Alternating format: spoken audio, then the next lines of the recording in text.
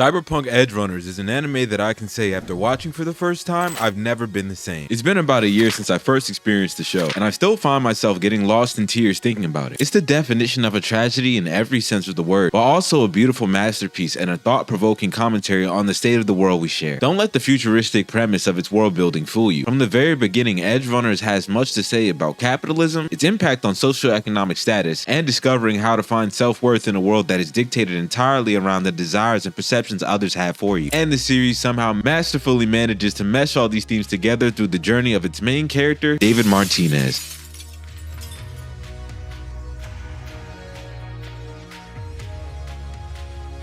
In terms of the main protagonist of an anime, David is the first of his kind in many ways. Not only are there rarely any stories in anime that follow a Latino main lead, I can say without a doubt in my mind, there are a few others that can say they stand next to David. David Martinez is a 17-year-old student living in Santo Domingo, one of the most industrialized and overpopulated districts in Night City. David lives in one of the less desirable apartment complexes along with his mother, and the two are barely getting by, behind on rent as David's mother is putting all of her finances into David's schooling, with the hopes that if he attends one of the best private schools, he'll be able to get a high-paying job working for a tech company. She even goes as far as to smuggle different cybernetic augmentations and sell them on hidden markets to afford what she sees as her son's only opportunity for a better future. Despite his high intelligence, David is often bullied by others at his school due to his economic status, seen as lesser than his peers. He also is incapable of affording all of the different cybernetic enhancements of his classmates, which leads to him taking a bad beating from a preppy rich loser who seemed to enjoy bothering him. This shows us that the world of cyberpunk relies solely on your financial status. And like our real world, your entire life's outcome can depend on what financial situation you're born into. This point is driven home even further in the first episode when David and his mother are involved in a car accident and they don't have enough money to cover the cost of treating her damages, so his mother is left to die. And because they couldn't afford funeral arrangements, her body is put through a cremation vending machine and handed back to David in a generic container with her name on it, showing us just how little this world cares for you unless you can provide it value. During all of this, David is still intent on fulfilling his mother's last desire for him before her death, which was seeing him make it to the top of Arasaka Tower, establishing himself in the world and not having to struggle for money, living paycheck to paycheck like she did, which leads him to implant a high-grade military cybernetic called the Sandevistan that allows superhuman movement speed.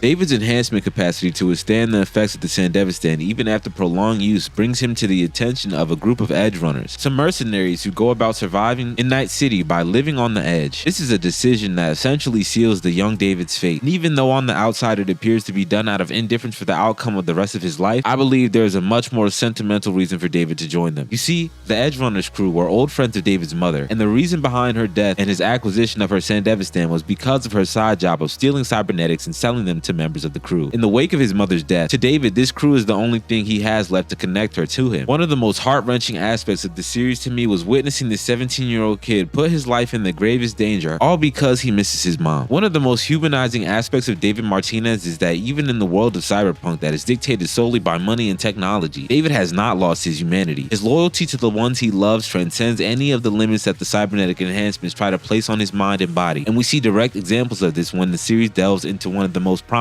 mental illnesses that impacts the people of this world, cyberpsychosis. You see, eventually all the cybernetic enhancements catch up to the citizens of the world of cyberpunk and drive them into a state of madness brought upon them by arguably still unknown factors. Some think cyberpsychosis is a classist issue, meaning the access to the newest and best tech will likely prevent you from exposure to this problem for much longer than it took members of the Edgerunners crew like Maine and David to. However, David is still able to prolong the side effects of his cyberware for much longer than the normal person because he is special, and not just in the sense that he is built different than everyone else is, like he believes himself to be. You see, the main point the show drives home so heartbreakingly is that the one thing David had that nobody else in Night City possesses was true love. The love of family from his mother, the love of a father figure through Maine, and the love of his life through Lucy. David was able to fight off cyberpsychosis and maintain his own sanity, despite the destruction of his mind, solely based upon his desire to fulfill his love for his family, even at the cost of his own life and personal dreams. And this is why I feel David's story is unfinished. So how exactly could David be given a true ending to his character's story arc. With the news of an Edgerunner spin-off finally being in the works, I believe it's most likely they will choose to base it around the storyline of someone entirely unrelated to David's storyline. However, it would be completely out of character and unlike CD Projekt Red to not pay homage to the original Edgerunners in some way, and at the very least reference David, or have cameos from crossover characters like Falco or Lucy. However, I believe the coolest way to reintroduce David back into the new Edgerunner spin-off would be to officially confirm that Arasaka had David's consciousness turned into an engram. This is something the fanbase questions as towards how it would even be possible, and the main moment I always question when discussing this theory is the moment Kiwi convinced David to put on the cyberskeleton from Arasaka that had to download David's genetic information. During this process, David's consciousness could have also been downloaded to be copied in the same process used to digitize Johnny Silverhand's conscious. This is additionally backed up by the fact that both Johnny Silverhand and David died in the same exact way, getting their faces blasted by Atom Smasher's shotgun arm after engaging in assaults on Arasaka Tower. And not only does David die in the same way as someone else who turned into an engram, Arasaka would still have genuine use for David because of his abnormally high tolerance for cyberware. He would still be a very adequate weapon for them to exploit, in the same fashion as Atom Smasher, and it would definitely be a fate worse than death to have David continually work for them after his physical death against his will. While the new Edgerunner series will more than likely follow an entirely different cast from a different path of life than David was, I strongly believe we will receive an update on the status of Lucy, as well as David's continued impact on the world of Cyberpunk. Ultimately, Cyberpunk Edgerunners is a beautifully poignant series. It's in my top 4 favorite anime series of all time simply because of its unique ability to invoke such a sense of emotion and tragedy in only 10 episodes. I'm honestly beyond excited to see what the next entry in the franchise has to offer, and if you haven't seen it yet, do yourself a favor and watch Cyberpunk Edgerunners. If you have seen it, definitely tell me what your expectations are for the spin-off in the comments. Leave a like on the video if you enjoyed it, and please subscribe to the channel with notifications turned on if you're new here. We also have channel memberships with some really great benefits like exclusive content and playing any video game of your choice with me for 2 hours,